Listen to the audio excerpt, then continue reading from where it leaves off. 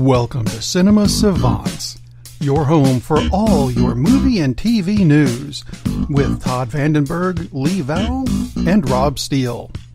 And coming up in this week's show, well, you remember last week's show where we had Comicon and the bajillion things that happened? This week, everyone was tired from last week, so we don't have anywhere near as much. We don't even have Lee this week, which is a shame because Nev Campbell will be dropping by later. And I'm kidding. It's just to get Lee riled up because he has a thing. Yeah. I don't know. Big news for this week. Let's get started with MoviePass. Yes, which had issues to the point where they lost money or enough money that it stopped working on Thursday. Yes, they ran out of cash. And initially they explained it as just kind of a glitch. And then the next day in a filing with, I think it was the Securities and Exchange Commission. SEC. They had quick thing. Do you all ever get confused when they say it's an SEC investigation and then immediately in your head go to college football or something? I never get confused because I always think it's college football. And then later after I read it, I think, oh, wait, now that makes sense. Yes, I always think college football. It's when you get those acronyms. I'm like, you come up with an original acronym. That one's already used. I didn't realize Nick Saban was involved with Sony Universal. Anyway, as we were. Anyway, yeah, they actually could not make a $5 million payment to their processors. Oops. So yeah, that's kind of a problem if you're supposed to be a huge company and you miss a payment, and they had to borrow cash to do this. They've already. When Lee was on one of his rare instances of actually being on the show last week, sorry, Lee, kidding, and he had said that, he wasn't even sure exactly what his plan was because they've changed the plan so often. And to the best of my knowledge now, it's still, if you sign up, it's assuming their servers work that you could actually sign up, that you get one movie, you get one movie a day. And so it's like 30 movies a month, which is cool. Yeah. And the restrictions have always been, and it's 2D only, no 3D, no IMAX. Well, that's cool because they cost more anyway. Personally, I don't care about those formats anyway that much, so that's all right.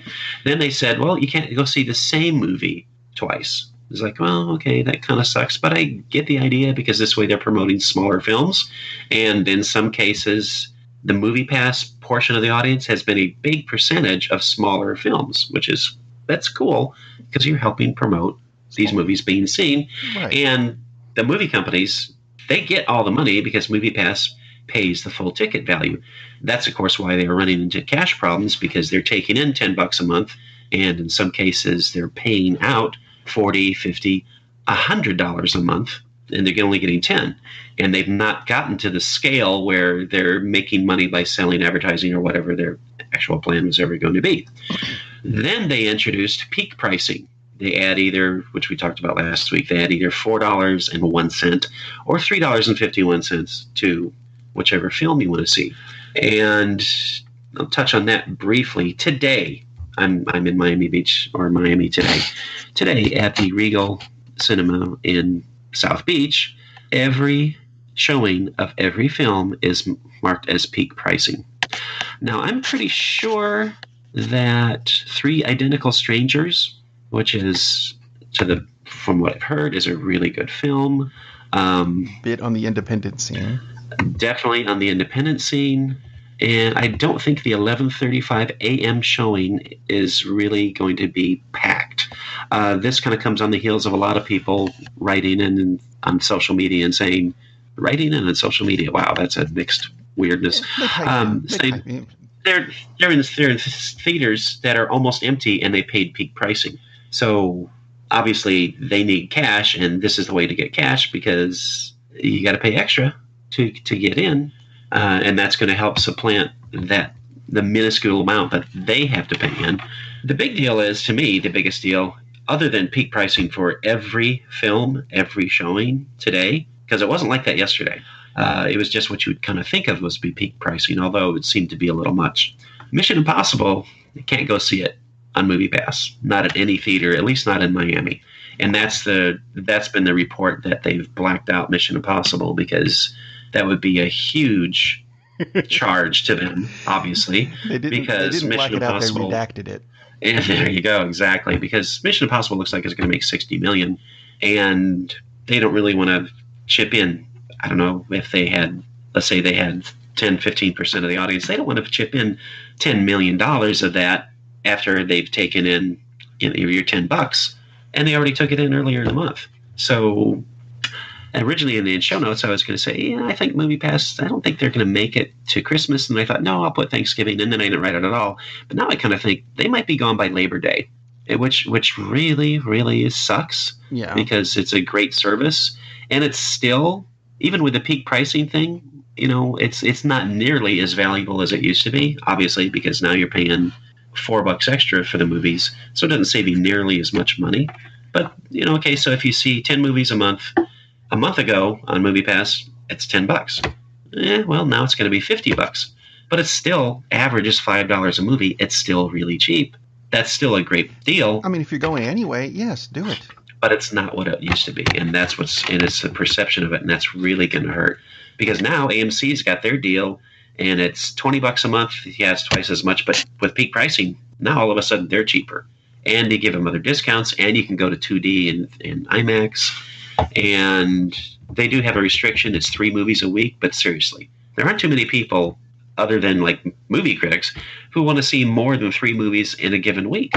So all of a sudden AMC's actually looks quite a bit more attractive than MoviePass, because AMC's not blanking out or redacting Mission Impossible. With that decision, I get it, because they're cash strapped, and they probably would have gone under again and couldn't have processed the payments. But I think they just knifed themselves in the throat with that one. And it's really sad, because it was a cool service. And it's not like this is something, we hate our customers. It's just gotten to the point where it's not working, which is really sad.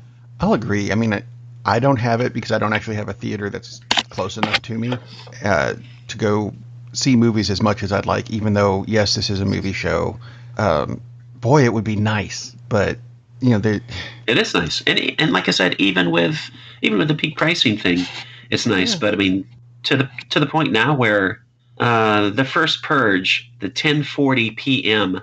movie, 10:40 p.m. peak pricing. Unfriended, dark web. I mean, it's everything. Stuff that has been out for a month that, and small films like Blind Spotting and like 3 Identical Strangers, which has actually been out for almost a month now. And as a small indie film, every show is peak pricing. It's like, no, that's sad. I did see where 3 Identical Strangers is getting a sequel. So maybe that helped, getting enough people to go see the first one. 4 non-identical? Eddie Murphy's going to be one in the next film. Martin Short. I hope I'm making that up. No, okay. The SEC thing. There's another one, because you mentioned it in this, just now. AMC, the theater chain, or the TV channel. I don't know if they're run by the same people or not. They could be. They had news this week too. They're bringing back Chris Hardwick to the network, not the theater. I'm not sure he's ever been in the theater. I don't know. But yeah, they axed him a couple months ago, right? Because he allegedly assaulted his ex-girlfriend, ex-wife, current girlfriend. No one really understood who Chloe Dykstra was, other than she's not related to Lenny. I think she might be at this point. She could be, but they decided, you know what? There's really nothing to this story, so they're bringing him back. So we'll start hearing about Chris's again soon. And yes, we should. And we've talked about this several times in several different incarnations of what's going on. Yeah, unfortunately. And this is the biggest example of this rush to judgment. And as we've all pointed out, yes, we absolutely support the Me Too movement, because typically, 95, 98%, maybe it's 99.9% of the cases, it's true. In this case, it wasn't. And the fact that they took one day and said, "Nope, sorry, you're off the network." They couldn't possibly have time to verify anything in a day. And like you said, now it's been... Well, I mean, with all the articles on it, they couldn't even figure out who she was related to him. Right. How can you possibly figure out whether or not he did anything to her that she didn't want? And there was... And the basis of it was that she said this happened. There wasn't anything corroborating it. No other witnesses, nothing else. And granted, in a lot of cases, that's going to be how it is. I get that. In a lot of those. Right, of course. But you literally took zero time to even consider this, and it was just a knee-jerk reaction. Oh, we can't have this. We gotta make something happen. And now there's a big problem here because a lot of people, they'll see him come back and they'll think, oh God, it's like he's the guy who did that to his girlfriend. It's like, no, he didn't. To the best of our knowledge. Let's make sure we say that because it's possible. Please don't sue us. We have less money than MoviePass.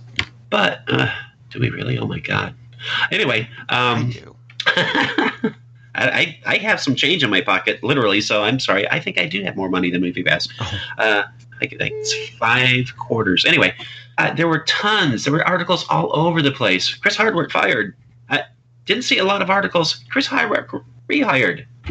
There's articles out there, but it's 10%. I saw one. There's maybe 100th of the articles of the newsworthiness of this, which sucks because this should be a bigger story than the fact that he got fired, because his reputation is permanently damaged because of this. And obviously it's not going to help him to sue her for defamation or whatever, because it's just going to keep the story alive. It wouldn't do any good. No. But it just really sucks that, again, as we've said, it's like apply a little caution to this. There's plenty of time to make sure we've got the right story. And I understand, and maybe technically we shouldn't say he was fired. He was taken off the air. I never read if they actually stopped paying him or anything. So that might not have been the case at all. But at least, give it a few days, a couple of weeks. I mean, Comicon, huge, obviously, a huge thing. And he wasn't at Comicon. Which is weird because he's been at the past, 7,000 or 8,000 of them. Yeah. So it's, the fact that he was absolutely scrubbed off the Nerdist, which is a site that he co-founded. And, it's just, guys, just take it a little easy on this and try to get some facts before you just have this knee-jerk thing. It's like, oh my God, someone said something. We got to erase this person from our presence. It's like, that wasn't even a knee-jerk thing. It was a blown ACL completely. Yeah, much better way to put it. So anyway, we're happy to see that Chris Hardwick is back, and because I mean, as much as we tease him, we like him. Yeah, and even if we didn't like him, the guy shouldn't lose his gig over false accusations. And yeah, he's fun. I think he's really fun, and he's one of the co-creators, almost in a way, of nerd culture. I mean, because he's been out there doing this for, like you said, it seems like 7,000 years. So yeah. It's good that he's got his gig back, and I'll be interested to see him on the air for the first time. I just wonder if because he seems like he would say something about it. And something funny, not, he'll just make some little random side quip that some people might not even get because that's how he does stuff. So anyway, good for him, and bad for people like Les, and that's all I'll say about that. Right. Well, actually, there was another one that. Oh, of course. Well, there's a lot of people. There's a bajillion of them.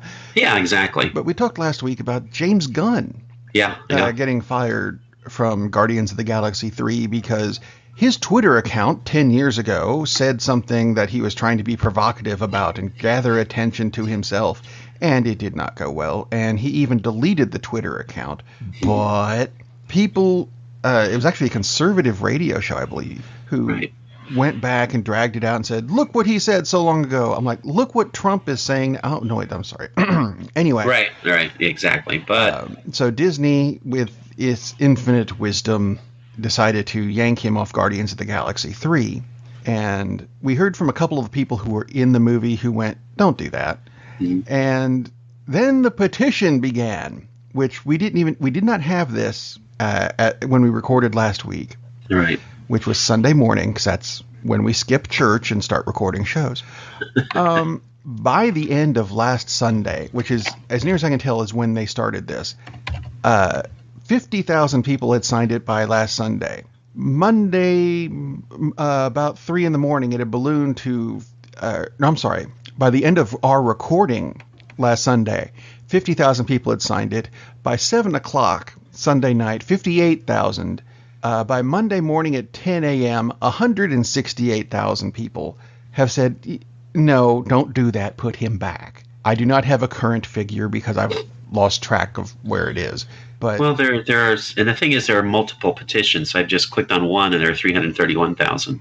yeah, One thing I'll say about petitions, because there's a petition for the James Snyder cut of Justice League, and we talked about that. And, I would like to point out that we are well beyond where the Snyder cut of Justice League. oh, absolutely, absolutely, and it's an entirely different thing. Yeah. But the Snyder cut of Justice League, I think there were last I checked was 180,000 signees, which is a lot. And until you realize that Justice League made hundreds of millions of dollars, which means millions and millions of people saw it and probably don't really want to see the Zack Snyder cut. So it's kind of like a little drop of water, and it's not going to happen, which is, the whole thing is stupid because they put him off the project. So why would they want a cut of the movie from the guy that they dumped? Not going to happen. Anyway, back to the James Gunn petition. And you and Lee both said, this is basically, you said this is stupid, they shouldn't have done it. And I'm kind of on the other side of the fence because of the pedophilia jokes, and I totally get that they were jokes. Right. But I also get that it's Disney, and it's not really a good look, regardless of when he said them. It's not a good look to have a guy making movies for you that joked about having little boys touch your thing. It's not, you can't really do that. Well, Catholic Church. I know, but they don't hire 88-year-old archbishops either, or cardinals. So the South. But they wouldn't make that today, and that's the difference. No, he wouldn't make those comments today either. He wouldn't. So it's the same. But they pretty much tried to erase Song of the South, right? Because it was forever before it was ever released on video. So, I mean, it's not like, oh, we're doing a reissue and we're going to show this in the movie theaters, just like we do, Sleepy Pete. It's like, no, they don't do that. They don't promote it. No, it never existed. It never existed on DVD. Never existed. The VHS was snatched up. Mm-hmm. And now, if you can find it on eBay, it goes for several $100s because it's rare. Honus Wagner T206. And I get the thing with James Gunn that it was 10 years ago and he was joking, and like I said last week, I mean, we've all said things that, wow, really would like to be able to take that back, but once it's out there, you can't take it back. And the thing is, to me, if it was another studio, I would think they would just shrug it off. But the fact that it's Disney is what makes the difference, because of their image. It's not entirely their fault. Disney bought everybody. Yeah, you're getting very close to buying everybody, and we'll get to that. So, and I totally get the outrage, and it is outrage that he's been taken off because he's done a terrific job, and the reason he was targeted is because he's very pro-human, I guess is the best way to put it. And the very right-wing arch-conservative groups don't like that. So, we have a way to take him down. Let's publicize this. So it sucks. It's a crappy situation, but I can see why they did it. James Gunn himself said he can see why they did it. Yeah. And like you said, several people who have been in his movies, they don't see it, and it's an unfortunate situation, but this is not the Chris Hardwick situation because he did do this.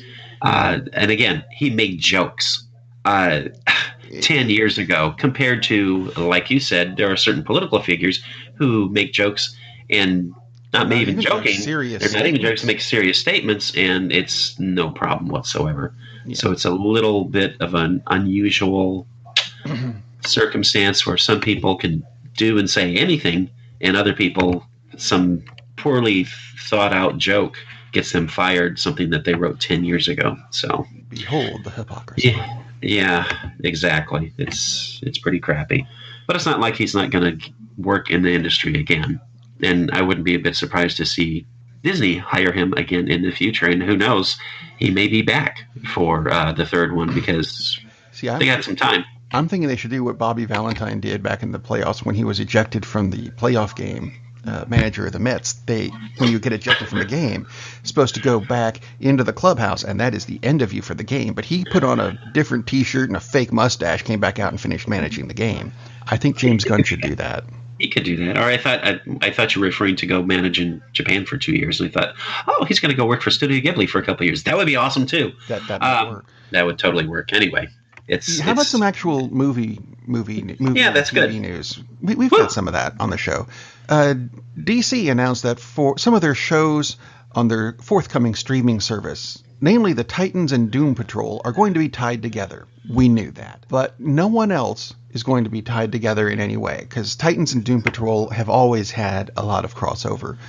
Their series for Swamp Thing and Stargirl are not only not related to each other, none of these are going to be related to the Arrowverse, which is the shows in the CW, Arrow and Flash and Legends of Tomorrow and Supergirl. And the forthcoming Batwoman series, or Black Lightning, which I'm sure is going to be, you know what? They said that Flash was not going to be tied in. They said Supergirl was not going to be tied in. I give it, I don't know, maybe 18 months on the outside before Stargirl shows up next to Green Arrow. It doesn't make any sense not to tie them in. It doesn't. You've got them, tie them, use them. Anyway, The Batman being the next movie that they're supposed to be working on, or at least one of them. Will Ben Affleck be in it? We don't know. At the moment, it looks unlikely because they're going to go back and do something similar to Frank Miller's Batman Year One series. Oh, goody. Because we need another Batman origin story. He's only had 7,000 or 8,000 of them. But there is a bit of odd casting this week, and I'm trying to find the name because I've lost it. There we go. Boardwalk Empire and Ben-Hur actor Jack Houston is supposed to be playing Harvey Dent, who becomes Two-Face at some point. Yeah. But when I first read that, I read Ben-Hur actor. I'm like, aren't they all dead? That movie was oh, that's right. They remade it, and it flopped. Anyway, I didn't see it, and I know very little about him other than, oh, here's his picture, and sure, why not? He looks like he could have half his face blown off. Like most people, I really enjoy Batman movies. I mean, even the George Clooney disaster, and it's not his fault, it's Joel Schumacher, but that's even fun. I mean, it's so campy, it's ridiculous. It's almost worse than the TV show. That one was more campy than the Adam West series. Yeah, exactly, than the TV show. It's so over the top, but it's still enjoyable. I mean, I've probably seen it 6 times. Not lately, thank God. But I am not one bit interested in the new Batman movie. I'm really not, because it's like you said. It's like, I don't need to see his origin again. I don't really. We don't need to go back to Year One, because it's an interesting storyline. It's an interesting take. I mean, it makes perfect sense that Miller wrote it. But it was a mini series in the books. Exactly, and it was a very cool thing to redo. And we've got the animated version, which works just as well. But who do we really want to see Batman figuring out how to be Batman again? Aren't they doing that in Gotham? It's just no. I want to see Batman when he's the world's greatest detective, and he's got all the super cool gadgets. I want to see him be Batman, not running around beating up thugs. It's just, no, this is not interesting at all. It doesn't fit in with your universe at all. Nope. God, Warner Brothers, it's like every time they make a good move, it's like they take 3 steps back. It's just, holy cow, they don't shoot themselves in the foot. They shoot themselves in the femoral artery and just bleed out. That's about right. Jeez. I mean, and this is big casting news. It's like, thank God he's not Batman, but... Well, speaking of casting news, Star Wars Episode 9 has announced its cast list. You remember all the people who were in the previous one? Yeah, they're going to be back. Add Billy D. Williams. Who did they kill off in the previous one? Oh, no. Snoke. Yeah. Oh no. I'm sure even he's going to be back, because someone said that Andy Serkis is somewhere in this movie. And that's who played Snoke, so... He's a Force Snoke. There we go. A puff of Snoke. They did say that Carrie Fisher is going to be in this as Princess Leia again. Right. But they're not going to CG her in like they did in, Rogue One. They're going to be using previously unused footage and mix that in. You know what? That's the way you should do it. Yeah. And hopefully it's just a few scenes Right. And hopefully they figure out a really good way to tie in whatever she's saying or doing without entirely rewriting the script. I'm going to have to rewrite the script to some extent, but without making major changes in the story arc, just so they can fit her in. Geez, I don't really care if Carrie Fisher is in this movie because I don't care about her character arc at this point, because they kind of blew it when all of a sudden she has these miraculous force powers that no one else ever had in the Star Wars universe. It's like, okay, that's great. Well, they did to an extent in the books that they retconned, but they had to build up to it. And then, yeah. I mean, this was just a surprise. Here it is, and everyone went, "Huh?" And it was all just in service of giving you the shock of her death. And it's like, oh, she's not dead. Like, come on, don't do that. That's terrible. Billy D. Williams, though, that's exciting to me. I think that's very cool. Because he's 82? But because there's something, I can see them doing something with that character. Yeah. What's General Leia's going to do? She's going to issue some more orders, and maybe this time she'll die. Who knows? I mean, I don't care. It's not supposed to be about those characters anymore. Billy D. Williams deserves to come back because that's an iconic role, and he did such a fantastic job. And yeah, Donald Glover absolutely nailed it in Solo. But yeah. I really wanted Billy D. Williams. That's really cool. Everyone else got to come back, basically, so he should get his shot. And hopefully that's it. One movie, done. We don't need to go on with Lando. So I like that aspect of it. But it's not supposed. This is supposed to be the new stories. So we're done with Leia, please.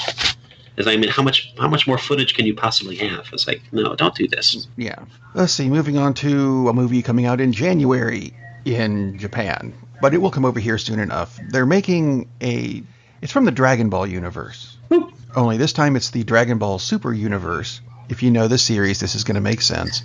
The original series did have movies that went along with it, but they were not part of the actual series because they couldn't have taken place because there were a lot of continuity errors. They were good stories using the same characters, but they didn't work in the main continuity, so they were all written off, which upset a lot of people because that means the character of Broly was never introduced. Now they're going to be introducing him. He's going to be part of the mainstream universe, even though there's not a mainstream universe because the series is ended. Whatever. The movie coming out in 2019 is called Broly. Hey, what do you know? So that should make some people happy. Want to do something that I normally do on the FWAT show. Ooh. I have a thing called Stupid Headlines. Yes. And I found one this week that was movie related and said, you know what? I'm going to put it on Cinema Savants instead. It has to do with the Dune movie being made by, Villeneuve. Yes. Big French name.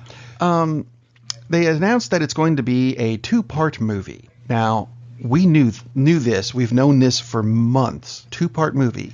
The headline that I read from sci-fi.com, the Sci-Fi Wire, which gives us all of our movie news, if we decide to go there, which we don't always. The headline read, Dune reboot set to cover the events of the first half of the book. Duh! Come on, we know it's a 2-part movie, and the first part of the first movie is going to cover the first part of the book. How's that?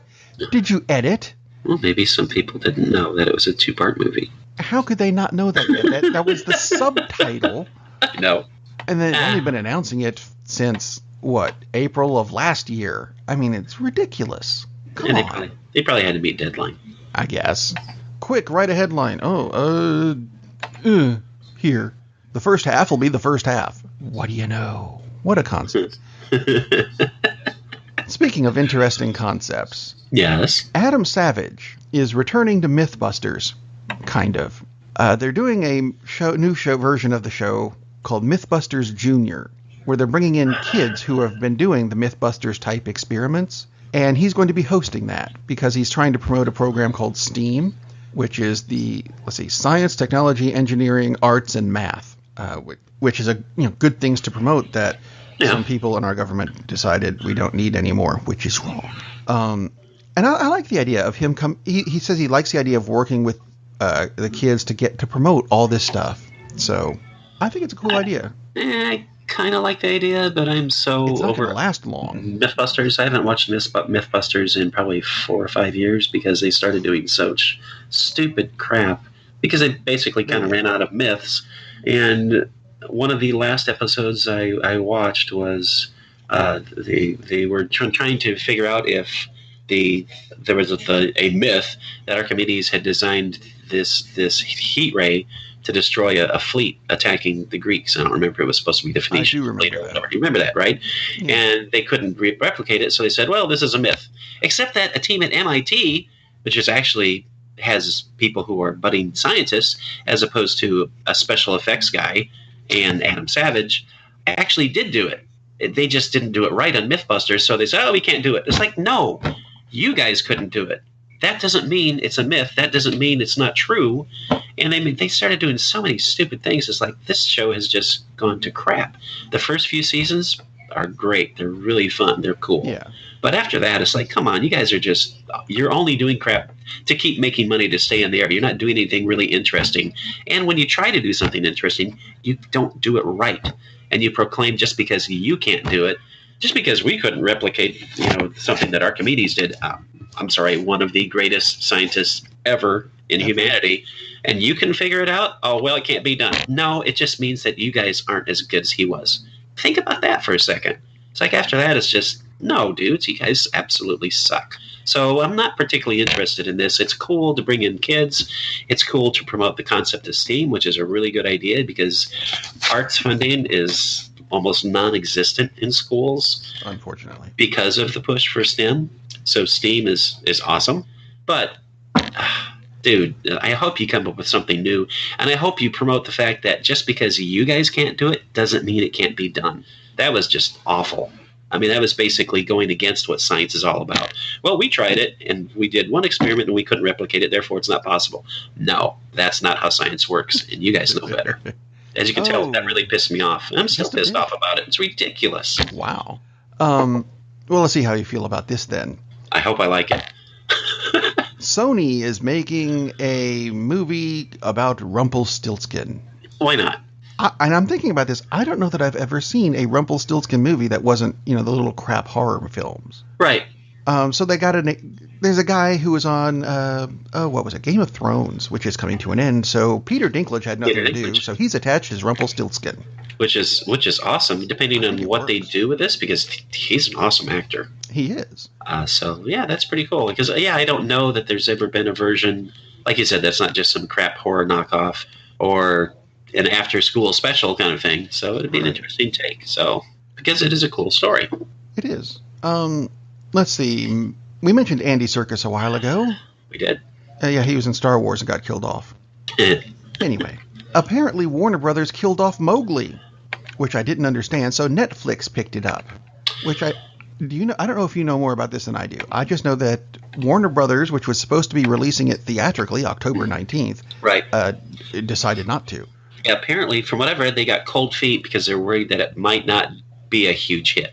So instead of spending millions and millions on promotion in prints and everything else and distribution, because that's what it takes. I mean, it's like we've talked about it before, but when you look at the budget for a film, you can typically double that for promotion and distribution and all the rest of it. So they've apparently thought, well, we'll cut our losses. We'll just sell it to Netflix. Now, I haven't seen how much Netflix paid for it, but Netflix has been doing this for a while. But this is by far the biggest title that they've picked up because there's been a lot of talk about this, a lot of buzz, a lot of hype. And yes, The Jungle Book just came out a few years ago and made a little bit of money, like over $1 billion. I mean, they got some big names attached to this. They've got Benedict Cumberbatch, Kristen Bale, Andy Serkis. I think it's really interesting. I talked about when the trailer first came out. This looks like a very dark take on the Jungle Book, which I think is interesting. And I know I rail about how Warner Brothers now seems to take the dark view on almost all their superhero movies until Wonder Woman came out, thank goodness. But I think it's interesting because it's a different spin on the story, which we haven't seen this dark yet. Yeah, and we've seen the Jungle Book story several times, but this is kind of a different approach. So I like that. And Andy Serkis is behind it. That helps. The cast is awesome. I was really looking forward to this. The fact that Netflix is picking up this and it's worldwide streaming rights, it'll be streamed next year. That is pretty cool. I think that's really cool. And apparently there's going to be, as they say, a theatrical component, which means somewhere at some point they'll release it to some movie theater. I'm not really sure what I guess so they can enter it into competition at Con. But they actually did something similar with Annihilation. They got foreign distribution rights. Annihilation was in the theaters here. Everywhere else, though, it was streamed on Netflix. So this is just the next step up with Netflix acquiring bigger and bigger properties. I think it's really cool for Netflix. It's kind of interesting about Warner's. And it does make me wonder about the movie itself, though, because if Warner's didn't have confidence, because really I don't even know what that means, because it's Warner Brothers. I mean, sometimes do they know what they're doing? It's like, yeah, and then other times it's like, not so much. Yeah, I mean, Ready Player One, that was a fun movie, made a ton of money. That's their movie. Rampage, a very fun movie. Didn't exactly make a ton of money, but I mean, for a movie based on a video game, that's a pretty damn successful movie. Yeah. So, yeah, in some cases they do really good things, and others, they're kind of hurting. But it is an interesting choice to step away from something that potentially could. I mean, I can easily see this making like $500 million on its run, or it could have. And now Netflix bought it. So very interesting decision by Warner's, and I think very smart on Netflix, because this is the more they do this kind of thing, the better they're prepared they're going to be to kind of head off Disney's streaming service and the DC streaming service, and Walmart is talking about making Vudu, because they own Vudu, making Vudu a streaming service. So Netflix is in for tons of competition. Much more than they currently have. So getting a big property like this is a big step for them. I want to see what you make out of this one, because it's not something I had originally thought of for sequels. Yeesh. But then again, everybody makes sequels about everything. Yeah. Back in the 80s, there was a film about 3 women who worked with a sexist boss. And it starred Jane Fonda, Dolly Parton, and Lily Tomlin, who, I'm sorry, it's 40 years later. How exactly are they still working in the same office in the same place is what I'm wondering for the 9 to 5 sequel. It is kind of odd that they're doing a sequel instead of a reboot. Yeah, Dolly Parton, Lily Tomlin, and Jane Fonda have all said, yes, we're going to do this. I'm like, I love all 3 of you, but aren't you a bit... I think it's an interesting idea, because I think they'll be great together, because they were great in that movie. That movie's so good. This certainly couldn't be more timely. As we almost started the show talking about Me Too, and it's like, and here's a movie that really touched on it, hit on it a long time ago, like you said. I'm not sure. I'm sure they won't all be working in the same place. I mean, they'll have all gone on to different careers. Lily will be probably the CEO. Lily Tomlin will be the CEO of some company, because that seemed to be the path she was headed on. Who knows what Dolly's going to be doing? Dolly's going to be doing something weird, because Dolly Parton likes playing little weird offbeat characters. And who knows about Jane Fonda? But they worked so She'll well become together. an exercise video guru. Could be. And marry a multi-billionaire. It'll be really interesting to see what they do with it. It's, like you said, it's kind of an odd thing that they're not doing a reboot, because that's what I expected the story was going to be. Because I had heard whispers of it and thought, oh, they're rebooting it. A reboot would be great, but they could actually do a reboot anyway. I mean, no reason not to. They could. In addition to this, Dolly, Lily, and Jane are all the parents of the people who are having trouble now. Here's what we did back in the 80s. And who knows? It might be what it is. But I like the fact that they're in it, and I hope if that's the tack they take, I would hope that they still have the lead roles as opposed to just kind of side characters, because they worked so well together. They did. It's just really, really fun, and I think that's cool. I think that's a really cool idea to bring that story back. Normally, it's like, reboots and sequels. It's like, please, let's not do this, but. If the times couldn't be more appropriate for that. That's actually the last story I've got for the show. is Norman Lear. You remember Norman Lear? I remember Norman Lear. Coming up on 100 years old. He's and I'm not exaggerating. He's been around since he came with the planet, I think. Yeah, I believe he did. But he was responsible for a lot of shows that were huge in the 70s and 80s, and he just signed a 2-year deal with Sony Pictures for the possibility of rebooting shows like All in the Family, Jefferson's, Good Times, Sanford and Son, and Maude. You can leave out Maude. He actually did just turn 96. So yeah, he's coming up. He is coming up on 100. That's pretty interesting because those are a lot of good shows, and Maude actually was a good show too. It is an interesting concept. Strange stuff. Some of those might work. All in the Family, I'm not sure would work today. I think they would probably turn it on its head. And they'll gender swap everything. And Meathead will be the prime character, and I think they'll do something along those lines. Because people aren't laughing at bigots as much these days. What do you know? Yeah. So, but the basic concept, absolutely, I'm sure could work. So, that's not necessarily. That's actually kind of an interesting idea. Like I said, it's God knows there's a lot of crap TV on. So not necessarily. I can see how some of this would definitely work. Someday we'll be reviewing it on the review show, which comes out on Thursday. So stay tuned for that, and come back next Sunday when we'll have more news. Hopefully things will have happened. I would think things would have happened. Pretty sure things will happen. Yeah, we'll see you on Thursday. Captain, we're losing power in the warp engines. I think we should be leaving now. I'm going to go home and sleep with my wife. And on that unusually harmonious bombshell, it is time to end. I am very disappointed! Man, we have a weird job. It's shameful, but, it's a living. And like that, he's gone. Darn, that's the end.